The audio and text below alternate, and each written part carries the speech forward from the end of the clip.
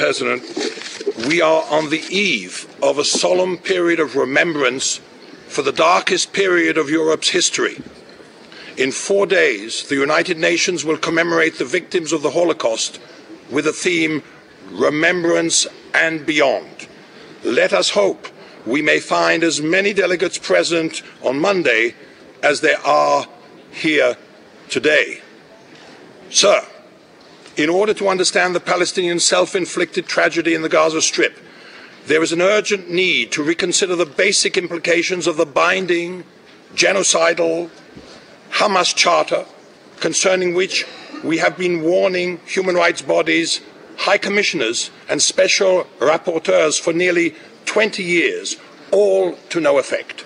We first warned of the Hamas menace at the 45th session of the Commission on 31st of January 1989. Let us consider the bellicose Article 13 of this binding jihadist charter, which categorically declares, and I quote, "Initiatives and so-called peaceful solutions and international conferences are in contradiction to the principles of the Islamic resistance movement. There is no solution to the Palestinian question except by jihad.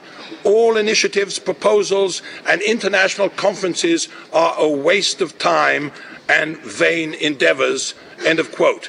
NGO 1 is available here. This racist, Judeophobic, Nazi-like charter proudly quotes Hassan al-Banna. I would like to call the distinguished representative to focus on the topic at hand, if you please, sir. Sir, I am and will continue to... The clock, sir, is continuing. Can it be stopped until I start again?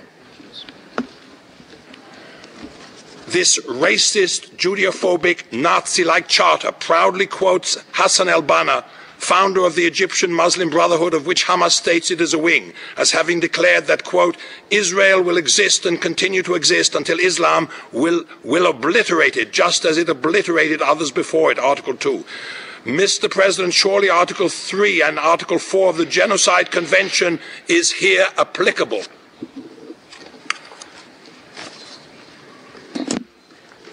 Let me warn you again, sir, friendly and kindly, that we have an issue that this Council has been called to address. I would strongly urge you to focus on the issue of this session. This is very interesting because it was in fact almost 20 years ago, just before I spoke on the Rushdie fatwa, the only NGO to do so, that I raised this matter of the Charter and especially read also the famous slogan of the Charter, which states, Article 8, "Allah is its target, the Prophet its model, the Quran its constitution, jihad is its path, and death for the sake of Allah is the loftiest of its wishes." So this has had no effect whatsoever during 20 years at the Commission and the Council on Human Rights. No one has taken any notice of this genocidal charter. And I'm being stopped here again on this issue. You have the floor. Sir, the issue is what Hamas and the government in Gaza wishes to do to Israel. I will continue. Excuse me, sir. You are making me cut your right to continue. We are not debating here the issue that you have mentioned, and I would kindly ask you, for the sake of the whole audience here and for the sake of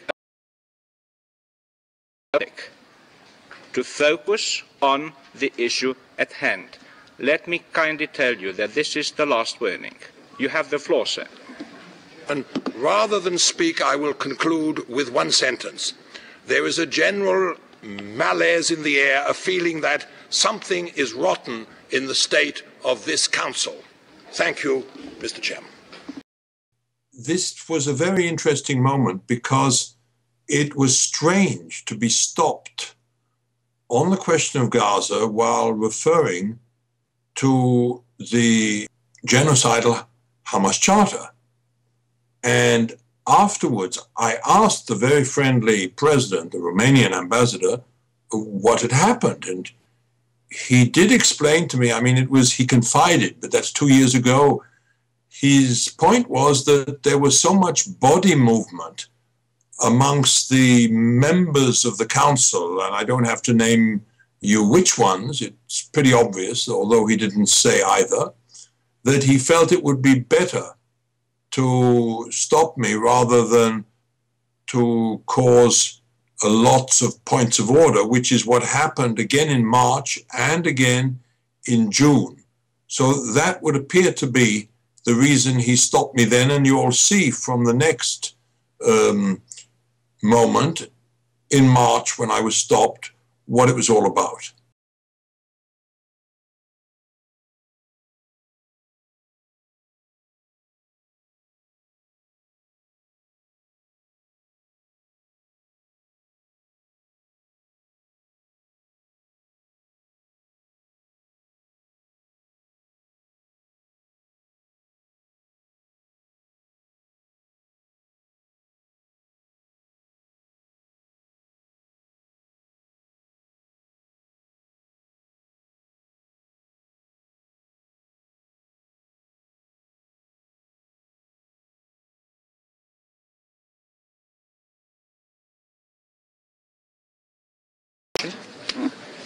Sir, regarding the report of the Special Rapporteur on racism and his comments on defamation of religion, we note that once again he has failed to mention the greatest of all defamation of religion when chapter and verse of holy texts are cited to justify calls to kill in the name of God or of Allah.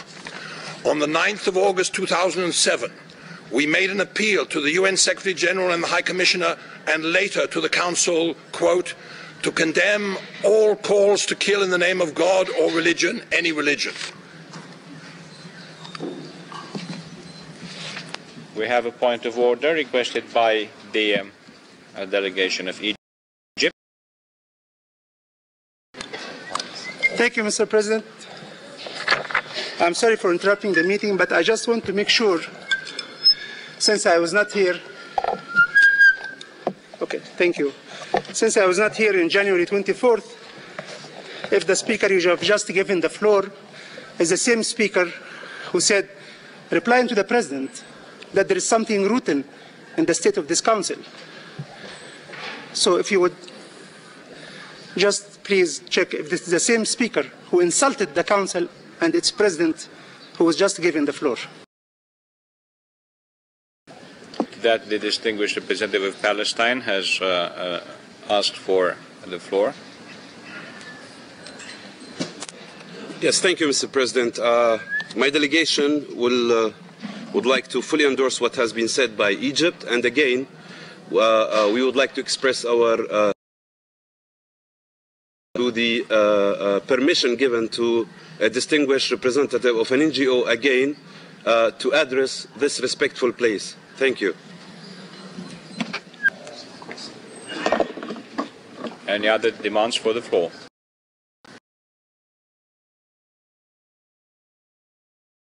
Recall that the NGO that we are talking about does have a consultative status. It is in full observance of the rules of accreditation. Consequently, it has the right to take the floor as per our rules of procedure. You may continue, sir. Very much. Excuse me. Point of order. Yes. Is that a question or a point of order, sir? Point of order. You have the floor. Mr. President, I will not prolong this discussion. It's not worth it anyway. I'm just wondering how can we give the floor to somebody who insulted the council? It doesn't matter if an organization has a status or not. I worked in the Committee on NGOs for 4 years, and I know how status are given. Can you get the status and then you proceed to do whatever you do with the status? To insult the country, the council and its members? I don't think we can do this, Mr. President. I don't think such speakers should be allowed to insult the council. This is an insult to the civil society at all, not only the council. But again, it is not worth it. I'll leave it to you, Mr. President.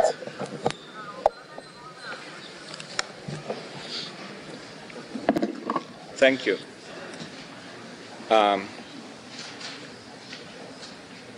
Of course, matters of what NGOs can participate or not in the debates and discussions of a UN body are, as mentioned here, decided elsewhere. Under the circumstances, I think that unless otherwise decided, we will continue to listen to the statements that are NGOs that fall within this category. I hope I am quite clear about that. Number two, I would like to call on all delegations to express restraint in their statements. Let me repeat. I would like to invite all delegations to express restraint in their statements. All delegations.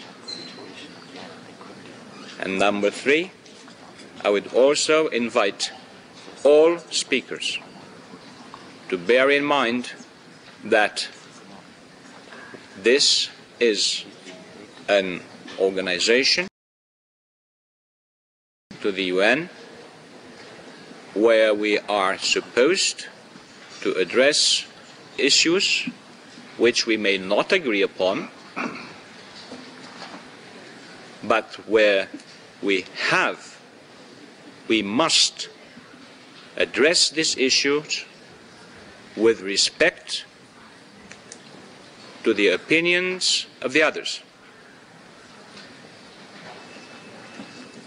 I would like also to encourage the present audience to abide by the laws of decency and readiness to listen to others, express opinions as against respective statements in a manner that will befit this building and this institution. I certainly hope that we will be able to continue in this air, in this atmosphere. Thank you. I'll give the floor to the representative of the, who has just presenting his statement, Association for World Education. You have the floor, sir. Mr. President, for this relief, much thanks. This taboo subject is consistently ignored within the UN system, despite the fact that a policy of silence on the part of the international community of Muslim spiritual and secular leaders, the OIC and the Arab League, is tantamount to condoning this great evil. Calls to kill in the name of Allah should be unequivocally condemned by senior Muslim theologians as a defamation of Islam.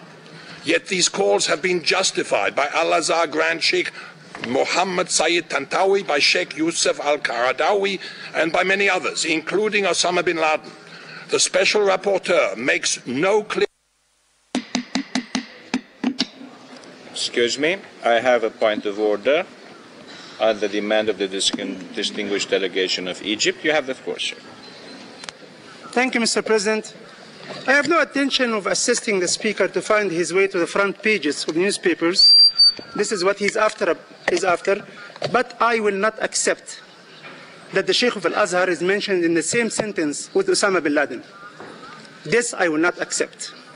I don't care how much donations he's after, but this I will not accept. As simple as that. Sheikh Al-Azhar is the head of the most prestigious and oldest Islamic university in the world. It has been there for 1100 years.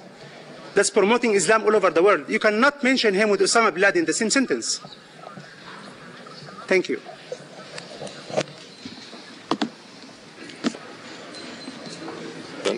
Secondly, the Special Rapporteur refers to, and I quote, the writing and teaching of history and I quote, the importance of fostering education in multiculturalism in schools, in the media, and in the home, end of quote. Yet Judeophobia, anti-Semitism under the guise of anti-Zionism is now widely recognized as endemic in the Muslim world, being nourished by a general culture of hate, and is creeping into Europe and beyond. Clearly, many of the states that since 1999 have sponsored the resolution combating defamation of religion adopted on the 18th of December 2007 by the General Assembly do not believe it applies to them. A recognized expert on racism, the director of research at the CNRS in Paris, Pierre-André Taguieff, has described all this in detail in two recent voluminous books. In 2005, we analyzed in 3 NGO-written statements what is being taught to school children in Egypt and Saudi Arabia. The same hatred is also being taught in Palestinian, Syrian, and Iranian schools and elsewhere. Nothing of this outrageous Judeophobia has been covered in the reports of the Special Rapporteur, nor by any UN body.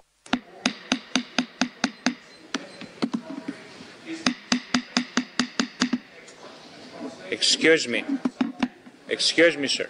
There is a point of order raised by the distinguished delegation of Iran. You have the floor, sir.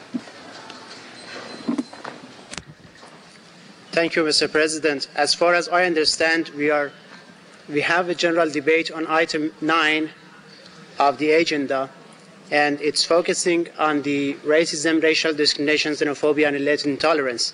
It seems that the speaker, in his statement, is focusing on Islam and some Islamic countries by insulting them. So I request you, Mr. President, to draw his attention to the topic under discussion. I appreciate it. Thank you, Mr. President. Thank you. I have made a statement some 5 minutes earlier. I am not going to repeat it. I would also encourage delegations that may have other opinions than those presented by speakers to recall that there is a method, there is a way of acting on it, and that is to exercise the right of reply when the time comes for that. We have never, ever in this Council denied this right to anybody. You have the floor, sir. Yet the proof of this endemic hate-mongering is easily available in original texts and translations by consulting websites such as MEMRI, the Middle East Media Research Institute, PMW, Palestinian Media Watch, and CMIP, Center for Monitoring the Impact of Peace. To conclude, Mr. President, is this Human Rights Council now ready to condemn calls to kill in the name of God and the preaching and teaching of hate, or will it remain silent on such major issues for humanity? Thank you very much, Mr. President. This ended quite interestingly because I was allowed to finish, whereas 3 months later, this happened on the 16th of June 2008. There's a video on this, the Sharia Gate shipwreck, which shows what happened during 1.5 hours when there was something like 25 points of order to stop me, saying the most simple things. Even the word Sharia was forbidden, Tantawi, and all sorts of things which I've watched coming over the last 20 years.